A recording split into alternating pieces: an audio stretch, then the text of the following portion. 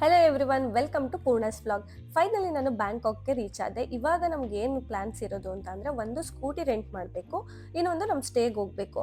ನಾವು ಹೋಗ್ತಿರೋ ಲೊಕೇಶನ್ ಬಂದು ಏರ್ಪೋರ್ಟೇ ತುಂಬ ದೂರ ಇದೆ ನಮ್ಮ ಲೊಕೇಶನ್ಗೆ ಮತ್ತು ಸ್ಕೂಟಿ ರೆಂಟಲ್ಗೆ. ಸೊ ನಾವು ಫಸ್ಟ್ ಹೋಗಿ ಸ್ಕೂಟಿ ರೆಂಟಲ್ ತಗೊಂಡು ದೆನ್ ನಾವು ನಮ್ಮ ಸ್ಟೇಗೆ ಹೋಗಬೇಕಾಗುತ್ತೆ. ಏರ್ಪೋರ್ಟಿಂದ ಸ್ಕೂಟಿ ರೆಂಟಲ್ ತಗೊಂಡು ನಮ್ಮ ರೂಮ್ಗೆ ಹೋಗಬೇಕು ಅಂದರೆ ಮಿನಿಮಮ್ ಅಂದರೆ 1.5 ಅವರ್ ಬೇಕೇ ಬೇಕು. ಯಾಕೆಂದರೆ ಇಲ್ಲಿ ತುಂಬ ಟ್ರಾಫಿಕ್ ಇರುತ್ತೆ. ಇಲ್ಲಿ ಟ್ರಾಫಿಕ್ ರೂಲ್ಸ್ನ ತುಂಬ ನೀಟಾಗಿ ಫಾಲೋ ಮಾಡ್ತಾರೆ. ಸಿಗ್ನಲ್ ಜಂಪ್ ಮಾಡಲ್ಲ, ಓವರ್ಟೇಕ್ ಮಾಡಲ್ಲ. ಸೊ ಜರ್ನಿ ಅಂದರೆ ಡಿಸ್ಟೆನ್ಸ್ ತುಂಬ ಕಮ್ಮಿ ಇದೆ, ಬಟ್ ಜರ್ನಿ ಜಾಸ್ತಿ ಇರುತ್ತೆ. ಯಾಕೆಂದರೆ ಎಲ್ಲ ಕಡೆನೂ ಸಿಗ್ನಲ್ ಇರುತ್ತೆ. ಎವ್ರಿ 400-500 ಮೀಟರ್ಸ್ಗೂ ಕೂಡ ಸಿಗ್ನಲ್ ಇರುತ್ತೆ. ಸಿಗ್ನಲ್ ಜಾಸ್ತಿ ಟೈಮ್ ಇರಲ್ಲ, ಬಟ್ ಇಲ್ಲಿ ರೂಲ್ಸ್ ಫಾಲೋ ಮಾಡೋದ್ರಿಂದ ಒನ್ ವೆಹಿಕಲ್ ಆದಮೇಲೆ ಒನ್ ವೆಹಿಕಲ್ ಪಾಸ್ ಆಗುತ್ತೆ. Especially cars. ಸ್ಕೂಟಿ ಆದರೆ ಬೇಕಾದರೆ ಸ್ವಲ್ಪ ಓವರ್ಟೇಕ್ ಮಾಡ್ಕೊಂಡು ಹಾಗೆ ಹೋಗ್ತಾರೆ, ಬಟ್ ಕಾರ್ಗಳಾದರೆ ಒಂದು ಕಾರಿಂದ ಒಂದು ಕಾರ್ ವೆಯ್ಟ್ ಮಾಡಲೇಬೇಕು. ಯಾರೂ ಓವರ್ಟೇಕ್ ಮಾಡ್ಕೊಂಡೆಲ್ಲ ಹೋಗೋಂಗಿಲ್ಲ, ಸಿಗ್ನಲ್ ಜಂಪ್ ಮಾಡೋ ಹಾಗಿಲ್ಲ. ಸಿಗ್ನಲ್ ಕಂಪ್ಲೀಟಾಗಿ ಆನ್ ಆದಮೇಲೆ ಗ್ರೀನ್ ಲೈಟ್ ಬಂದಮೇಲೆ ಮಾತ್ರ ಮೂವ್ ಮಾಡಬೇಕಾಗುತ್ತೆ.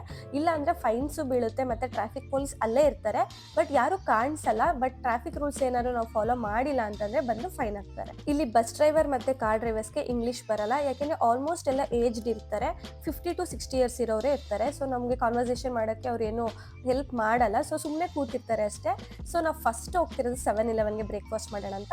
ನಾವು ಕಾರಿಂದ ಒಂದು ಲೊಕೇಶನ್ಗೆ, ನಮ್ಮದು ಸ್ಕೂಟಿ ರೆಂಟಲ್ ಇತ್ತಲ್ಲ ಆ ಲೊಕೇಶನ್ಗೆ ಡ್ರಾಪ್ ಹಾಕ್ಸ್ಕೊಂಡ್ವಿ. ಬಟ್ ನಮ್ಮ ಬ್ಯಾಡ್ ಲಕ್ಗೆ ನಾವು ರೆಂಟ್ ಮಾಡೋಣ ಸ್ಕೂಟಿ ಅಂದ್ಕೊಂಡಿದ್ದ ಜಾಗದಲ್ಲಿ ಸ್ಕೂಟೀಸ್ ಎಲ್ಲ ಆಲ್ಮೋಸ್ಟ್ ಎಲ್ಲ ರೆಂಟಿಗೆ ಹೋಗ್ಬಿಟ್ಟು ಯಾವುದು ಇಲ್ಲ ಅಂತ ಹೇಳಿದ್ರು. ಸೊ ಅದಕ್ಕೆ ಫಸ್ಟು ಅದ್ರ ಎದುರುಗಡೆನೇ ಬ್ರೇಕ್ಫಾಸ್ಟ್ ಮಾಡೋಕ್ಕೆ ನಮಗೆ 7-Eleven ಸಿಕ್ತು. ಸೊ ಫಸ್ಟ್ ಬ್ರೇಕ್ಫಾಸ್ಟ್ ಮಾಡ್ಕೊಳ್ಳೋಣ, ನೆಕ್ಸ್ಟ್ ಮುಂದಿನ ದಾರಿ ನೋಡೋಣ ಅಂತ ಅಂದ್ಕೊಂಡ್ವಿ. ಪ್ರೈಸ್ ತುಂಬ ಅಫೋರ್ಡಬಲ್ ಆಗಿತ್ತು. ಸೊ ನಾವು ಸ್ವಲ್ಪ ಸ್ಯಾಂಡ್ವಿಚ್ ಮತ್ತು ಫ್ರೂಟ್ಸ್ ಮತ್ತು ಜ್ಯೂಸ್ ತೊಗೊಂಡು ಅಲ್ಲೇ ನಿಂತ್ಕೊಂಡು ಸ್ವಲ್ಪ ತಿಂದ್ವಿ. ಯೂಶಲಿ ಎಲ್ಲ ಕಡೆನೂ ನಿಮಗೆ ಸೀಟಿಂಗ್ ಇರಲ್ಲ 7-Elevenಲಿ, ಸ್ವಲ್ಪ ಕಡೆ ಮಾತ್ರ ಇರುತ್ತೆ. ಇಲ್ಲಿ ಸ್ಟ್ರೀಟ್ ಫುಡ್ಗೆ ಫೇಮಸ್ ಥೈಲ್ಯಾಂಡ್ ಅಂತಲೇ ಹೇಳ್ತೀನಿ. ನೀವು ಎವ್ರಿ ಸ್ಟ್ರೀಟ್ ಕಾರ್ನರಲ್ಲಿ ಅಥವಾ ಒಂದು ಸ್ಟ್ರೀಟಲ್ಲಿ ಸ್ಟ್ರೀಟ್ ಫುಡ್ ಸೇಲ್ ಮಾಡ್ತಾ ಇರ್ತಾರೆ. ಸೊ ನೆಕ್ಸ್ಟ್ ಏನಾಯಿತು, ನಮಗೆ ಅಲ್ಲಿ ನಾವು ಏನು ರೆಂಟ್ ಮಾಡಬೇಕಿತ್ತು ಅವ್ರು ಹೇಳಿದ್ರು ಇನ್ನೊಂದು 500 ಮೀಟರ್ಸ್ ಆದಮೇಲೆ ನಿಮಗೆ ಬೇರೆ ರೆಂಟಲ್ ಇದೆ, ಅಲ್ಲಿ ಟ್ರೈ ಮಾಡಿ ಅಂತ. ಸೊ ನಾವು ಅವ್ರಿಗೆ ಕಾಂಟ್ಯಾಕ್ಟ್ ಮಾಡಿದ್ವಿ. ನಾವು ಕಾಲ್ ಮಾಡಿದಾಗ ಏನಂದ್ರು ಬನ್ನಿ ಅವೈಲಬಲ್ ಇದೆ ಅಂತ ಹೇಳಿದ್ರು. ಸೊ ಅದಕ್ಕೆ ನಾವು ಜಸ್ಟ್ 400-500 ಮೀಟರ್ಸ್ ಇತ್ತಲ್ವಾ, ಮತ್ತೆ ಕ್ಯಾಬ್ ಬುಕ್ ಮಾಡೋದಕ್ಕಿಂತ ಅಲ್ಲೇ ವಾಕಬಲ್ ಹೋಗೋಣ ಅಂತ. ಒಂದು 400 ಅಷ್ಟೇ ಮೀಟರ್ಸ್ ಇದ್ದು, 500 ಇರಲಿಲ್ಲ. ಸೊ ಹತ್ರ ಇದೆ ಅಂತ ವಾಕಬಲಲ್ಲಿ ಹೋದ್ವಿ.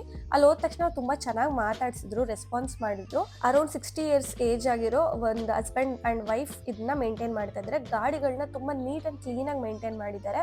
ಯಾವ ಥರ ಅಂದರೆ ಅವ್ರು ಅಲ್ಲೇ ಕ್ಲೀನಿಂಗ್ ಎಲ್ಲ ಮಾಡಿ ಯಾರೇ ರೆಂಟಲ್ಲಿ ತಂದು ಕೊಟ್ಟರು ವಾಪಸ್ ಅದನ್ನ ನೀಟಾಗಿ ಕ್ಲೀನ್ ಮಾಡ್ತಾರೆ. ನಮಗೆ ಎಲ್ಲ ಸ್ಕೂಟಿನೂ ಸೂಟ್ ಆಗ್ತಿರ್ಲಿಲ್ಲ, ಯಾಕೆಂದರೆ ನಮಗೆ ಲಗೇಜ್ ಹಾಕಬೇಕಿತ್ತು. ಅದಕ್ಕೆ ನಮ್ಗೆ ಸೂಟಬಲ್ ಸ್ಕೂಟಿ ಮಾತ್ರ ಸೆಲೆಕ್ಟ್ ಮಾಡ್ಕೊಂಡ್ವಿ. ಅವರು ನಮಗೆ ಡಾಕ್ಯುಮೆಂಟ್ಸ್ ಆಗಿ ಇಂಟರ್ನ್ಯಾಷನಲ್ ಡ್ರೈವಿಂಗ್ ಲೈಸೆನ್ಸ್ ಕೇಳ್ತಾರೆ. ಅದನ್ನ ನಾವು ಮೈಸೂರಲ್ಲೇ ಮಾಡಿಸ್ಕೊಂಡು ಹೋಗಿದ್ವಿ. ಇದು ನೀವು RTO ಆಫೀಸರ್ ಯಾರು RTOದಲ್ಲಿ ಯಾರು ಕಾಂಟ್ಯಾಕ್ಟ್ ಮಾಡಿದ್ರೆ ನಿಮಗೆ ಮಾಡಿಕೊಡ್ತಾರೆ. ಇಲ್ಲಿ ಅವರು ನಮ್ಮ ಸ್ಕೂಟಿ ಥರ ಇರಲ್ಲ, ಇಂಡಿಯಾಗಿಂತ ಸ್ವಲ್ಪ ಡಿಫ್ರೆನ್ಸ್ ಇರುತ್ತೆ ಈ ಸ್ಕೂಟೀಸಲ್ಲಿ. ಡಿಫ್ರೆಂಟ್ ವೆರೈಟೀಸ್ ಆಫ್ ಸ್ಕೂಟೀಸ್ ಇದೆ ಇಲ್ಲಿ. ಸೊ ಹೇಗೆ ಯೂಸ್ ಮಾಡಬೇಕು, ಡಿಕ್ಕಿ ಹೇಗೆ ಓಪನ್ ಮಾಡಬೇಕು, ಆನ್ ಯಾವ ಥರ ಮಾಡಬೇಕು ಅಂತ ಹೇಳ್ಕೊಡ್ತಾರೆ. ಈ ಸ್ಕೂಟಿ ಬಂದ್ಬಿಟ್ಟು ಅದೇ ಸ್ಟ್ಯಾಂಡನ್ನ ತೆಗೆದ್ರೆ ಮಾತ್ರ ಆನ್ ಆಗುತ್ತೆ, ಆ ಥರ ಇತ್ತು. ಸೊ ಅವ್ರು ಅದು ಎಕ್ಸ್ಪ್ಲೈನ್ ಮಾಡಿಕೊಟ್ರು. ಮತ್ತು ಸ್ಕ್ರ್ಯಾಚಸ್ ಎಲ್ಲ ಯಾವುದಿದೆ ಅಂತ ಶೂಟ್ ಮಾಡ್ಕೊಂಡ್ವಿ. ಏನೋ ಸ್ಕ್ರ್ಯಾಚಸ್ ಇದ್ದರೆ, ಡ್ಯಾಮೇಜಸ್ ಇದ್ದರೆ ಅದಕ್ಕೆ ಎಕ್ಸ್ಟ್ರಾ ಫೈನ್ ಇರುತ್ತೆ. ಅದಕ್ಕೆಲ್ಲ ಅಗ್ರಿಮೆಂಟ್ ಸೈನ್ ಮಾಡಿಸ್ಕೋತಾರೆ. ಇವ್ರು ನಮ್ಮ ಹತ್ರ ಪಾಸ್ಪೋರ್ಟ್ ಏನು ಇಸ್ಕೊಂಡಿರಲಿಲ್ಲ. ಸೊ ನೆಕ್ಸ್ಟ್ ನಾವು ಜರ್ನಿನ ಸ್ಟಾರ್ಟ್ ಮಾಡಿದ್ವಿ. ಈಗ ನಮ್ಮ ಸ್ಟೇಗೆ ಹೋಗಬೇಕು. ನಮ್ಮ ಸ್ಟೇ ಬಂದು ಮತ್ತೆ ಒಂದು 20-30 ಮಿನಿಟ್ಸ್ ಜರ್ನಿ ಇತ್ತು.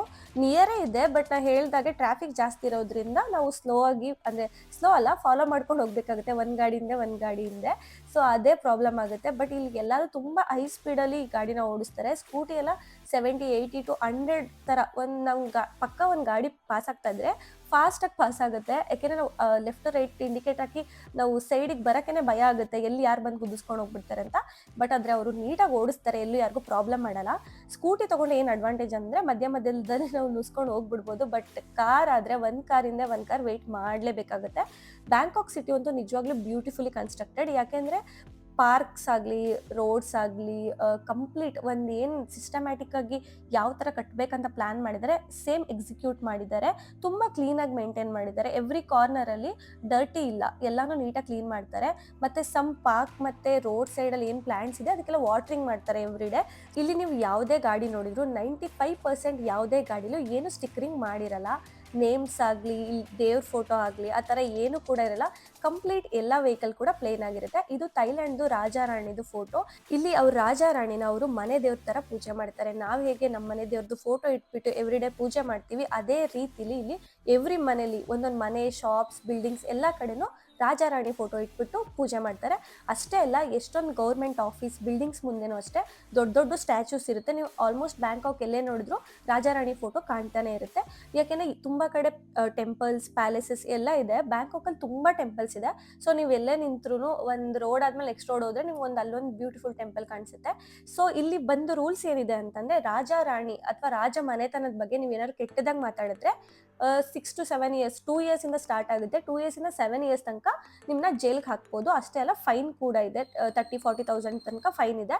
ಸೊ ಇಲ್ಲಿಗೆ ಬಂದರೆ ಯಾರು ರಾಜರ ಬಗ್ಗೆ ಕೆಟ್ಟದಾಗ ಮಾತಾಡಕ್ಕೆ ಹೋಗ್ಬೇಡಿ. ತುಂಬ ಸ್ಟ್ರಿಕ್ಟ್ ಇದೆ ಈ ಲಾ. ಇದು ತಮಾಷೆಗೆ ನಮ್ಮ ಕಡೆ ಏನಂದರೆ ಲಾ ಇರುತ್ತೆ, ಅದೇ ಶಿಕ್ಷೆ ಕೊಡಲ್ಲ, ಆ ಥರ ಅಲ್ಲ.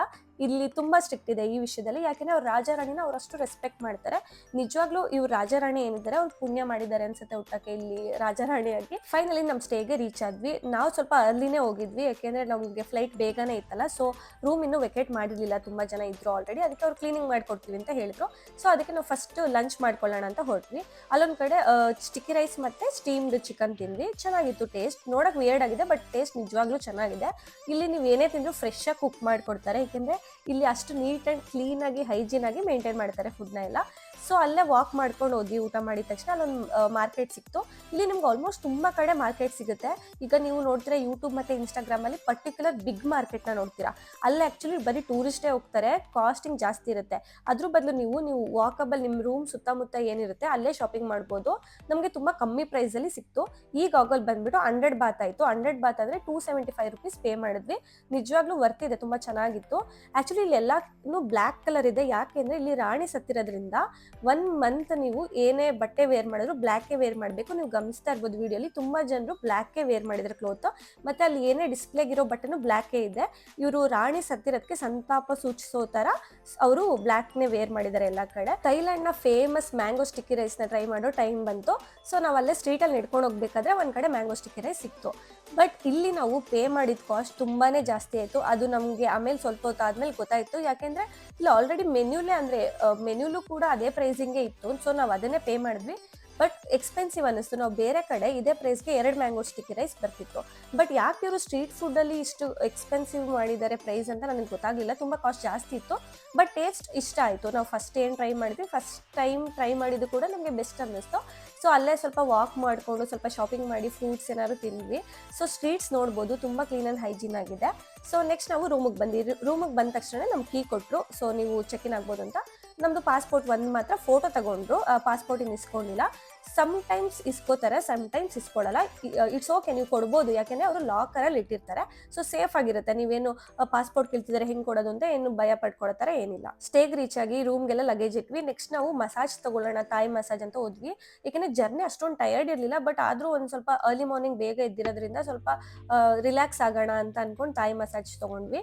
ತಾಯಿ ಮಸಾಜ್ ಸ್ವಲ್ಪ ಅವರು ಪ್ರೆಷರ್ ಆ್ಯಡ್ ಮಾಡ್ತಾರೆ, ಸ್ವಲ್ಪ ಪೇಯ್ನ್ ಜಾಸ್ತಿ ಇರುತ್ತೆ. ಸೊ ನೀವು ಪ್ರೆಷರ್ನ ಕಮ್ಮಿ ಮಾಡಿ ಅಂತ ಕೇಳಿದ್ರೆ ಅವ್ರು ಕಮ್ಮಿ ಮಾಡಿಕೊಡ್ತಾರೆ. ಇಲ್ಲಿ ಮಸಾಜ್ ಬಂದ್ಬಿಟ್ಟು ನಮಗೆ ಅರೌಂಡ್ ಈಗ 250 ಬಾತ್ ಎಲ್ಲ ಇರುತ್ತೆ.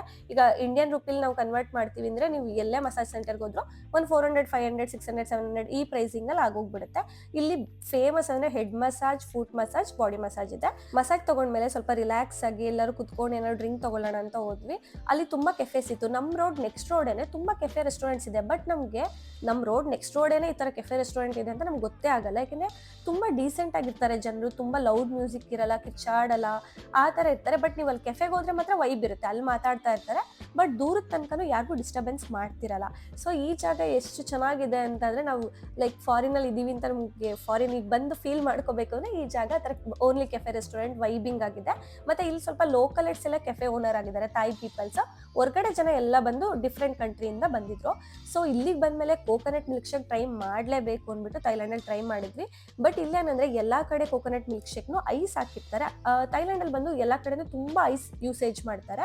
ಬಟ್ ನೀವು ಆರಾಮಾಗಿ ಐಸ್ ಯೂಸ್ ಮಾಡಿದ್ರು ಕೂಡ ಕುಡಿಬೋದು. ಯಾಕೆಂದರೆ ನಮಗೆಲ್ಲೂ ಹೆಲ್ತ್ ಇಶ್ಯೂಸ್ ಏನೂ ಆಗಿಲ್ಲ. ಇಲ್ಲಿ ತುಂಬ ಸೇಫ್ ಇರುತ್ತೆ. ಇಲ್ಲಿ ಐಸ್ ಮೇಕಿಂಗ್ ಅಂತಲೇ ತುಂಬ ಫ್ಯಾಕ್ಟ್ರೀಸ್ ಇರುತ್ತೆ. ಎವ್ರಿ ಡೇ ಕೆಫೆ, ರೆಸ್ಟೋರೆಂಟ್, ಹೋಟೆಲ್ಗೆಲ್ಲ ಸಪ್ಲೈ ಮಾಡ್ತಾನೆ ಇರ್ತಾರೆ. ದೆನ್ ನಮ್ಮ ಸ್ಟೇಗೆ ಬಂದ್ವಿ. ಸ್ವಲ್ಪ ರಿಲ್ಯಾಕ್ಸ್ ಆಗೋಣ. ರಿಲ್ಯಾಕ್ಸ್ ಆಗಿಬಿಟ್ಟು ನೆಕ್ಸ್ಟ್ ಏನು ಮಾಡೋಣ ಅಂತ ಪ್ಲ್ಯಾನ್ ಮಾಡೋಣ. ಅಥವಾ ಸ್ನಾನ ಮಾಡ್ಕೋಬೇಕು ಅಂತಂದರೆ ಸ್ನಾನ ಮಾಡ್ಕೊಳ್ಳೋಣ, ಫ್ರೆಶ್ ಅಪ್ ಆಗೋಣ ಅಂತ ಬಂದ್ವಿ. ಸೊ ನಮ್ಮ ಸ್ಟೇ ನಿಜವಾಗ್ಲೂ ತುಂಬಾ ಚೆನ್ನಾಗಿದೆ, ಬ್ಯೂಟಿಫುಲ್ ಆಗಿದೆ. ನೀವೇ ನೋಡ್ತಾ ಇರ್ಬೋದು. ಇದಕ್ಕೆ ಅರೌಂಡ್ ನಾವು 1 ಡೇಗೆ 2500 ಅರೌಂಡ್ ಪೇ ಮಾಡಿದ್ವಿ. ಬ್ಯಾಂಕಾಕ್ಲಿ ರೂಮ್ಸ್ ಏನು ಎಕ್ಸ್ಪೆನ್ಸಿವ್ ಇಲ್ಲ, ಸೊ ನೀವು ಆರಾಮಾಗಿ ಬುಕ್ ಮಾಡ್ಕೋಬೋದು. ನಾನು ಕಂಪ್ಲೀಟ್ ರೂಮ್ದು ಏನು ವೀಡಿಯೋಸ್ ಮಾಡಿಲ್ಲ, ಸಾರಿ, ಯಾಕೆಂದರೆ ನಾನು ಅದೊಂದು ಮರ್ತ್ಬಿಟ್ಟೆ. ಯಾಕೆ ಮರ್ತೆ ಅಂತ ಗೊತ್ತಿಲ್ಲ.